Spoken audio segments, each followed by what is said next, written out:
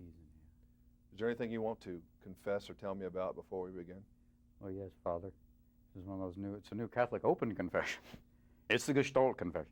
No, I feel nothing yet, but I'll try if I find something during the course of the interview. Okay. Are you a romantic? You know, this movie is in some ways about a guy trying to get a date to get his life straightened out. I mean, were you ever at a time when you put on your disco clothes like this guy and go out on a date? Disco. Yeah, I didn't do too well wading in the gene pool, but there are times I would try. I mean, I was always very difficult for waiting for the no. Yeah, well, thanks. This is really no. Okay, great. You weren't one of the great lovers in the dating world, though, when you were a teen, huh? No. Oh, I was actually really awkward. I was more backed up than a Jesuit basketball coach. But that one will be one that go. What is that reference? Think about that one for a while. Yeah, let's put that one in the file. No, I wasn't. I was really awkward. I mean, that's why it's easy to play scenes like this, because of the awkwardness of it and the kind of the tentativeness of it, of being worried about every look. What's it mean? I'm not doing so well. I want to run out the door. Yeah, I'm not doing so well. I'm not doing so well. Oh, I did okay. She looked at me. I'm not doing so well. I was concerned about your dress in this film. I mean, you had dog ears on, check pants. I mean, did you dress yourself, or did someone do that? No, we picked it from, you know, it's supposed to look a little medieval. It's, you know, kind of monk/errant warrior. And it had all these things that we just went through stacks of clothes and picked out.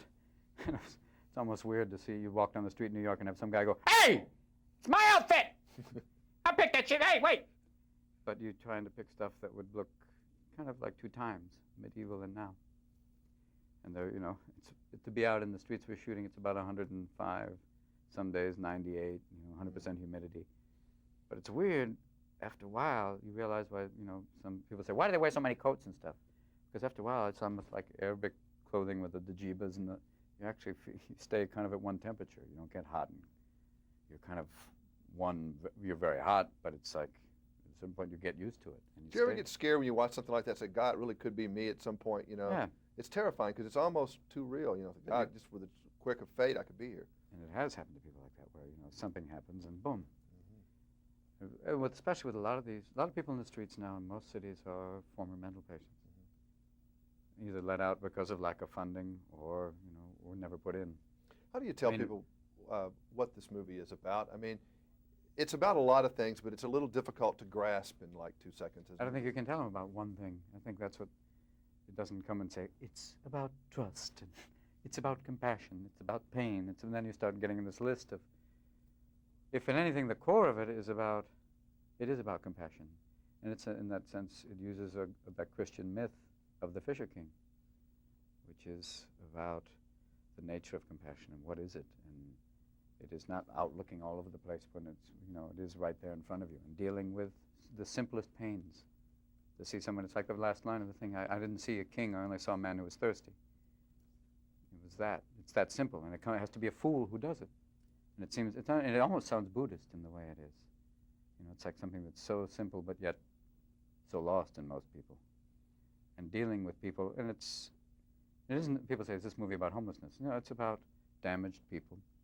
You know, who he has, in essence, a home. He lives in a basement of a building, but it's about dealing with people more than just on the level of, you know, if I give enough money, they'll go away. It's about someone trying to get their life together. And it's about 4 people trying to get their lives together, and through connection with other people. And in the end, that's all you have, you know. There's this incredible loneliness that you can experience to the point where he creates a whole other person to deal with, to come out of, to find, you know, to find redemption, to find himself again from a horribly traumatic event that happens every other day in America. Your greatest success in the last year and a half, really, has all been the real serious stuff. The Awakenings was great, and even the little part in Dead Again was good.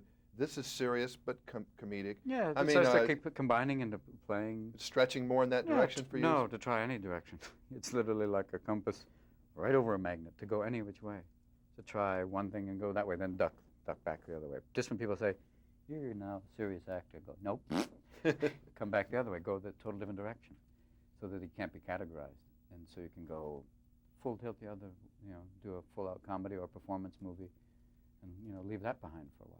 Just like you said, keep stretching, because if not, it feels like it closes in, then you'll be categorized. But I think you've proven to yourself that you can do that now? I don't know. prove to my, is it like that inner critic that basically is way beyond this and this? Yeah, I think that there's something that says, yeah, you're doing some interesting stuff, but I could work harder, is to keep finding and working harder at finding deeper stuff.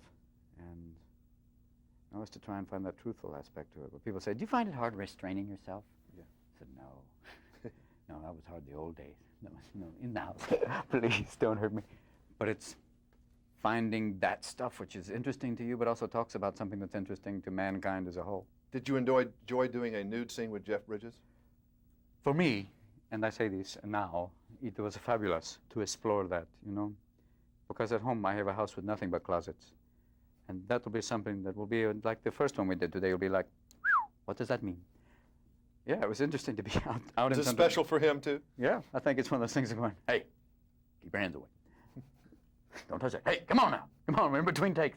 It's quite a thought being in Central Park with no clothes on. I don't know that I'm going to try it. But Yeah, try and actually have a cop go like, all right, could you mind? No big deal, Harry, let's go. Yes, sir. It's like one of those things. Come on now. It's very strange to do any time when you do it. Like, this isn't a love scene. This is just a nude scene, Yeah.